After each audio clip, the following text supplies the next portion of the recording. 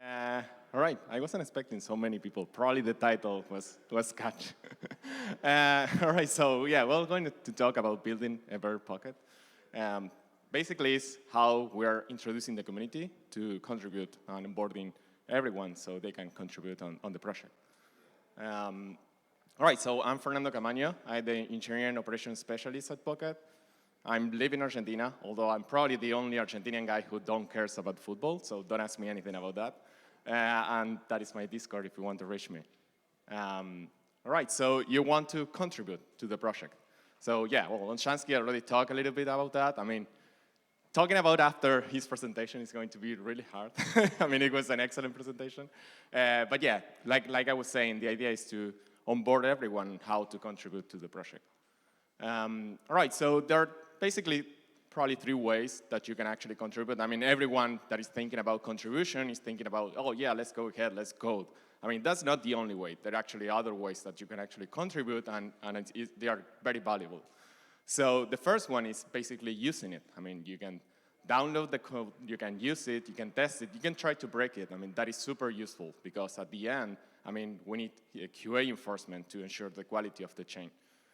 The second one is design and propose. I mean, you can participate on ideas, and we're going to talk more about that, but design and propose how to evolve on the blockchain, new ideas, good project, and everything that you want. And the last one is basically doing some develop. So for anyone that, I mean, they want just the brief version, this is like the guide. I'm going to go through every step, but this is like it's too long. I don't want to read. So yeah, I mean, first of all, I mean, for everyone that is like, okay, yeah, I'm here, I don't know what is Pocket about, I'm just starting, so where can you start? I mean, if you don't know anything about the project. So yeah, first of all, I mean, check our site. I mean, our site has an overall view of what is Pocket. I mean, it's pretty cool. I mean, you will know what is Pocket about. Read the documentation. The documentation is very complete. It's mostly about V0, not V1, obviously, but you will have, as a user, as a developer, or as a node runner, you will have everything there. Go through our GitHub repos and analyze our current implementation. We have two, actually. We have the current, that is the one working in mainnet, that is like the V0. And then we have the next one, that is V1, that is the one that Olshansky talked previously. And yeah, I mean, once you are there, you can actually check for open issues, and you can go to the forum of Pocket and connect with people. I mean, that is super useful. We have a frequently asked questions, which is really great. And obviously, we have a lot of videos on the YouTube channel. I mean, that is probably a good way of starting to know more about Pocket. All of these are links, so we are going to share the slide later, so you can actually go to these links. So then you want to get involved. I mean, you read the documentation, you know what is Pocket about, so I want to start getting involved. So yeah, I mean, being a contributor is basically joining a community. It's not that, okay, yeah, I'm just going to code in its silo. I mean, I'm going to push code and I'm not going to talk to anyone. I mean, that is not how we're expecting to contribute. The idea is to people to actually join in a community, to discuss, to how to implement, and to actually provide feedback to others and bring better ideas. So yeah, the main thing is actually start participating, start joining the community. I mean, get involved, talk with people. Those people, they are probably going to give you some ideas on how to contribute, and they are going to explain more about Pocket and everything. So you can actually go to the GitHub repo and yeah, follow the threads. Again, comment, provide some feedback on the code that we're pushing, anything that you want. That is great. And also, we have a Telegram group, and we have a Discord server. We have a lot of channels where you can join and you can participate. Yeah, you can talk about almost anything there. So yeah, join Discord. So now you're ready to take off. So you already joined the community, you talk with people, and you're ready to start doing something, to start doing some contributions. So first of all, if you are an app developer, well, you can just go to the documentation page, and you can start consuming our APIs or using our SDK. Everything is there. I mean, it's growing. Actually, yesterday Enrique talked about that. I mean, the SDK is getting much better and easier to use. If you're a node runner, you can actually go to the guide and start running a node on your local. This is also important, not only for node runners. I mean, if you want to contribute to the code and you want to contribute to the protocol, I mean, I think it's super important for you to actually run a node, because at the end, the protocol is the thing that is running the node. So I think this is actually a good experience, because you are actually going to get involved on the final product, let's say, that we are developing here. Again, go to GitHub, review some OpenPRs. I mean, OpenPRs is a great way of seeing how the code is evolving, and see your coding style, I mean, how people is actually pushing code to the project. So yeah, you can go to the open V0 and V1 PRs and take a look on there. I mean, reviewing PRs is actually something really good, and it takes a lot of time. So actually, that is a way of contributing to the project as well. So yeah, if you want to review it, you can provide any feedback.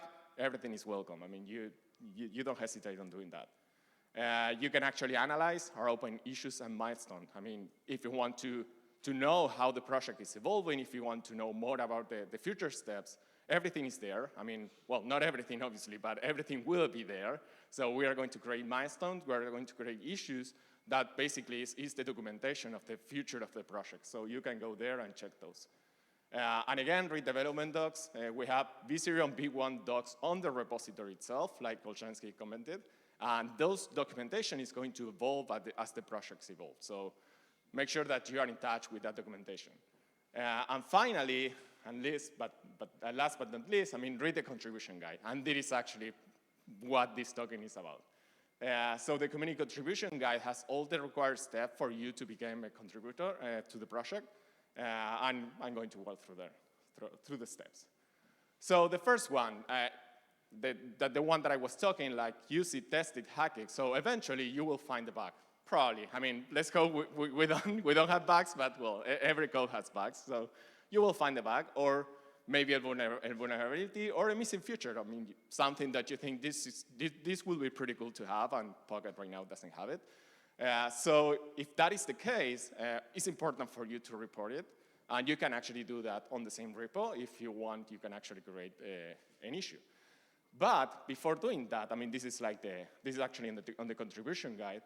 But before doing that, make sure that you actually talk with people, and make sure that you actually go to the repo to see every open issue, every related thing, and to try to identify anything that is likewise the one that you are pushing.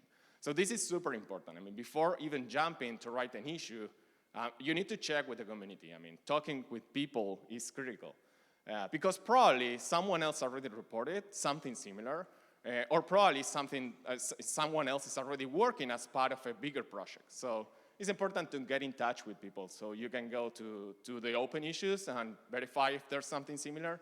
You can see forum discussions to see if someone is talking about the same. And yeah, again, you can join on Discord server and basically go to some channel and check if someone is talking about those. So yeah, you talk with people, you think that this is a new thing, and you're ready to create an issue. Nice. So the first step is following the issue creation guide. So in the contribution guide, we have like different steps for the different things for the different ways that you can contribute. So the issue creation guide is going to follow you through the steps of how to properly create an issue, so that issue can be tracked and can be eventually driven and coded by someone else. So if it's just reporting, and you are not actually going to work on that because, I mean, you don't consider yourself that you have the skill set yet to contribute as a coder, well, you just have to keep the issue unassigned, and someone else will pick it eventually. If it's a bug, it's important to include as many details as you can. I mean, we need that bugs have a way to reproduce. I mean, it's not useful if you just say, okay, you know what, it's broken on my end, and we don't know how to reproduce that. I mean, before doing that, make sure that you know how to reproduce, that you talk with people, and you're putting as many details on the issue so someone else can actually work on that. And make sure to find a proper milestone. I mean, on the model that we're creating, every issue should be attached to a milestone, because that is the way that we are actually tracking our progress. So make sure that if you're creating an issue, it's attached to a milestone. Now, the next way of contributing. So you find some missing feature, or you find a bug, and you think you know how to architect this, and you think you know how to work on this. So you can provide and you can contribute by actually designing and providing a roadmap, creating the milestone issue architecture to actually working on the code. I mean, not even, you don't have to actually code, but you can actually provide all the structure for someone else to go through this project. So again, I mean, the same as before. So before actually doing that, again, I'm going to repeat this many times, but make sure that you go to the open issues, to the open PRs, to the open milestones.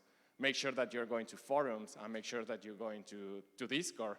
So to be completely sure that no one else is working on this. I mean, again, we're a community. Probably someone else already picked this up. Probably someone else is already working. And actually, the core team, in the case of V1, probably, I mean, it's not yet in an issue or in a milestone, but probably they have that in the roadmap, and eventually this will be tackled. So this is super important. I mean, make sure that you are connected with the core team, that you are connected with the people.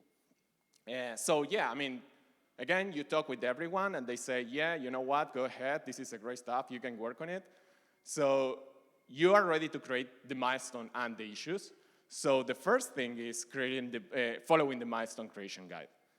So the milestone creation guide will follow you on how to create milestone and an integration issue. I'm going to talk more about that later.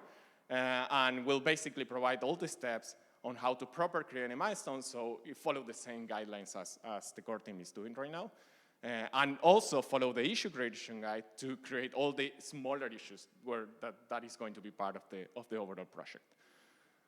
Again, if it's just planning and you're not actually coding, keep the issue unassigned so someone else can pick it up later. And well, actually, you should have coworkers and contributor. I mean, we're expecting to do that. But yeah, have coworkers and contributors and put as much as details, again, on the issue so anyone else that wants to join in the project with you can actually know what is this project about.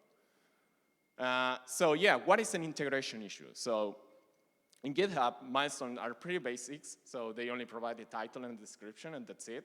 So what we are asking is to create an integration issue that is going to be attached to the milestone, and is where we're going to put all the documentation of the project.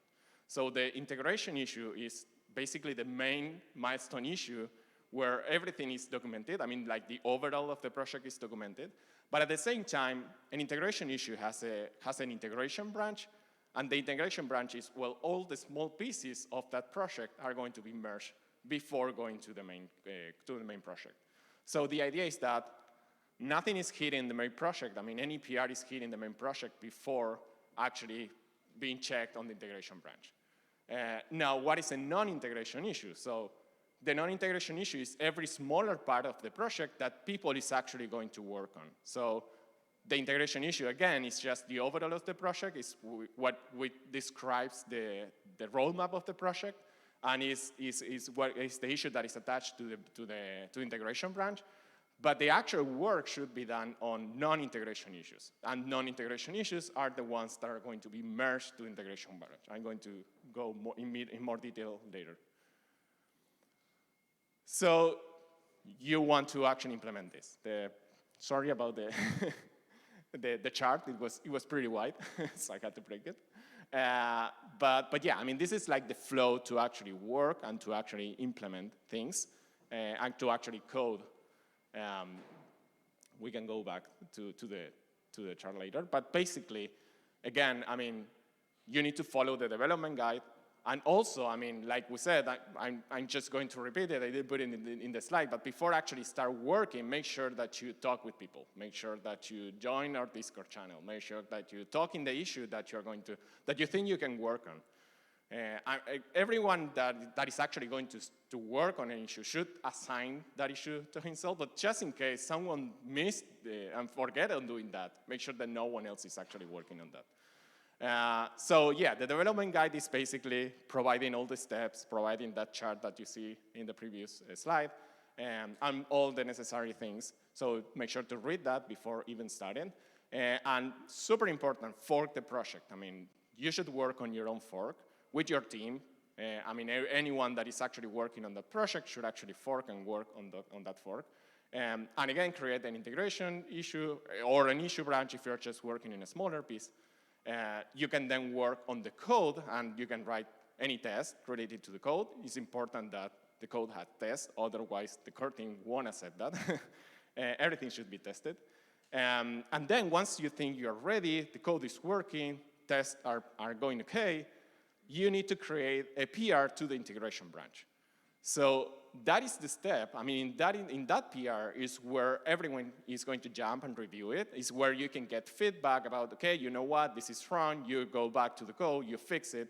So this is the stage when you should get all the feedback before merging the code to the branch. Because at the end, the integration branch should be clean because other people is actually working on the same project. So we don't want, in theory, I mean, we want to keep integration branch as clean as possible. So it's important to actually work on a different issue and in a different branch, and having this stage of a PR to the integration branch, which everything is going to be reviewed. So there's not like an enforcement of the criteria, because actually you can work on your own fork on this, on how many approvals do you need to merge to the integration branch. But make sure that someone review it. I mean, it's important, because otherwise you will fail on the next step.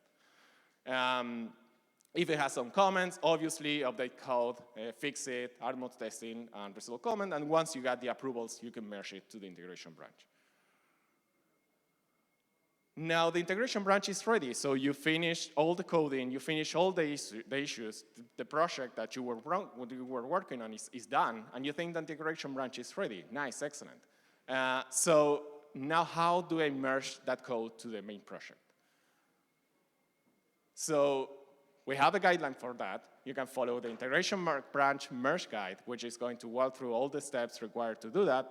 And you have to open a PR to the main project, I mean, to the main branch. Make sure to add members of the core team, because actually for being able to merge that PR, you will need approvals for the core team.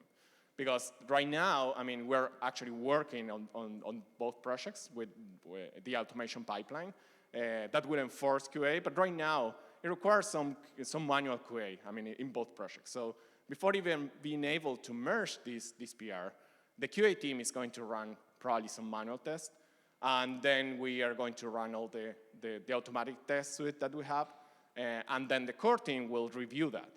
So it's critical that this PR is ready to go. I mean, it's review it in all the previous stages before even creating the PR. Because if something is wrong here, first of all, you will damage your reputation probably.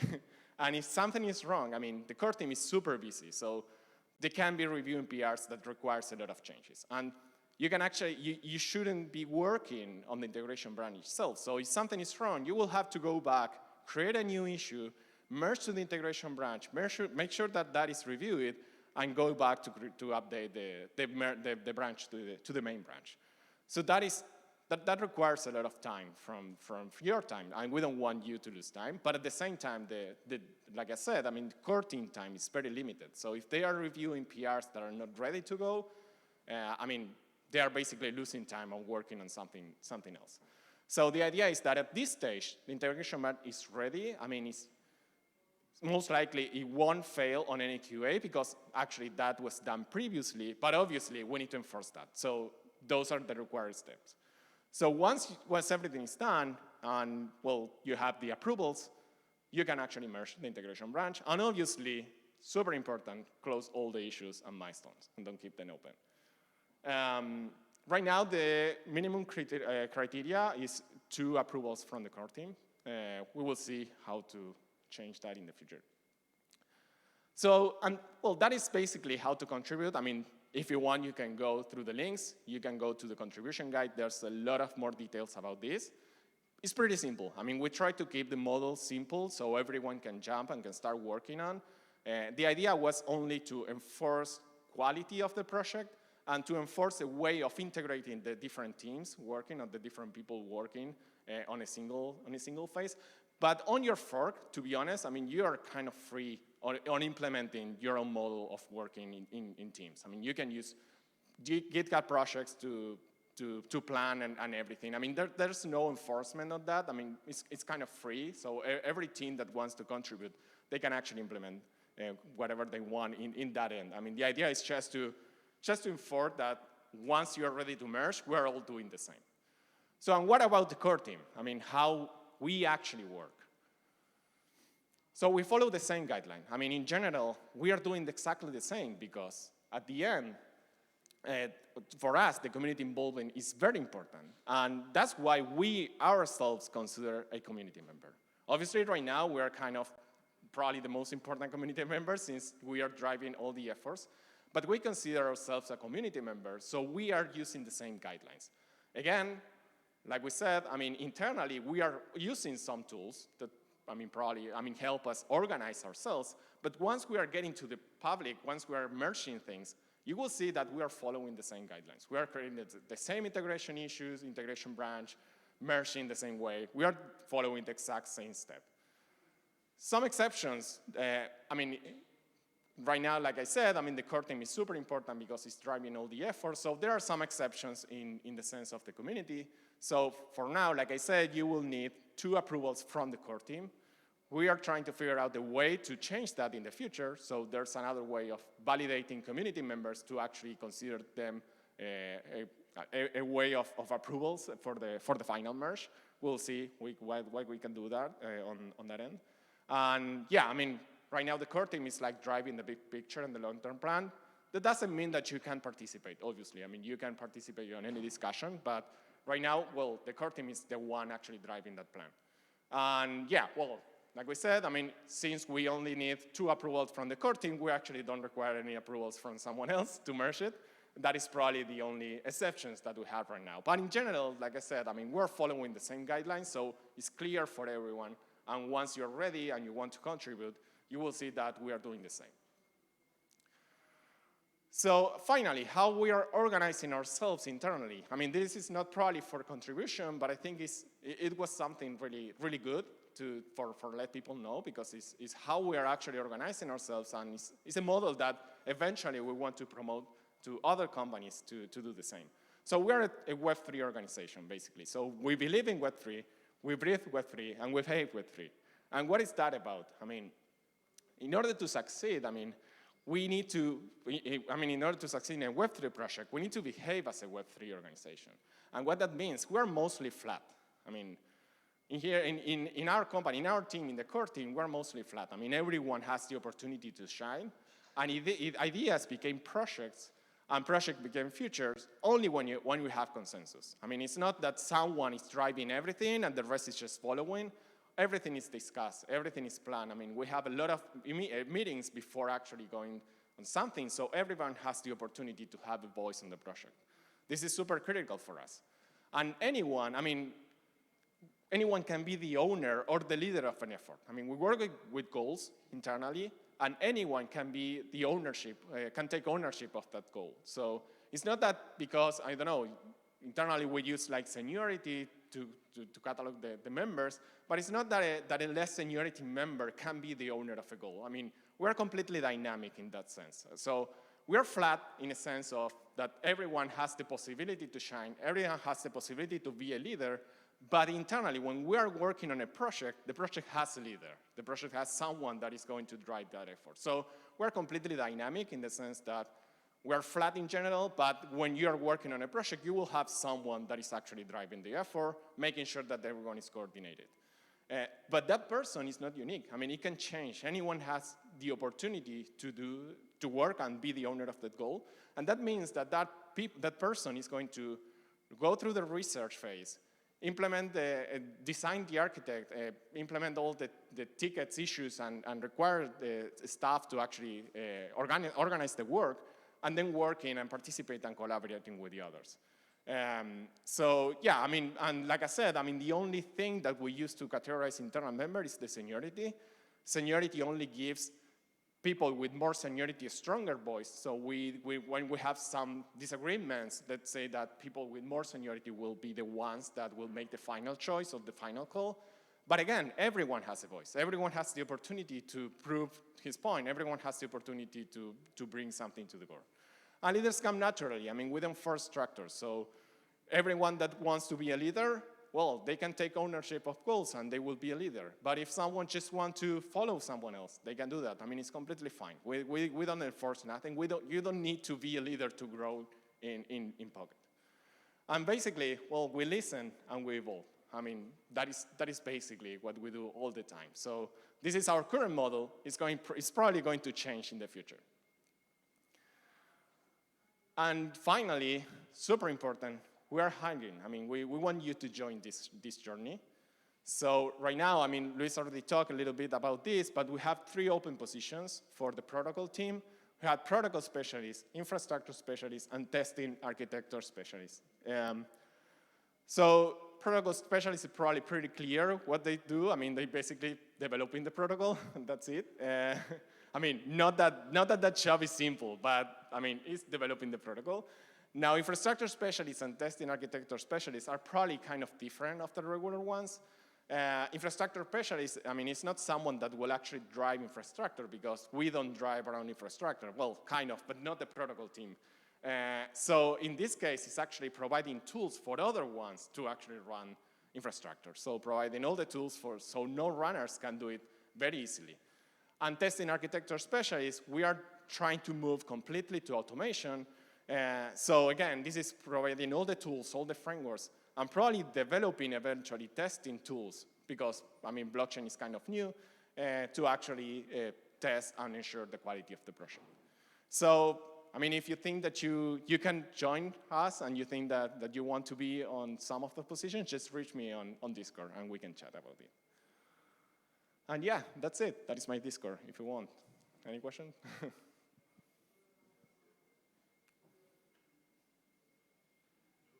No? All right. Thank you.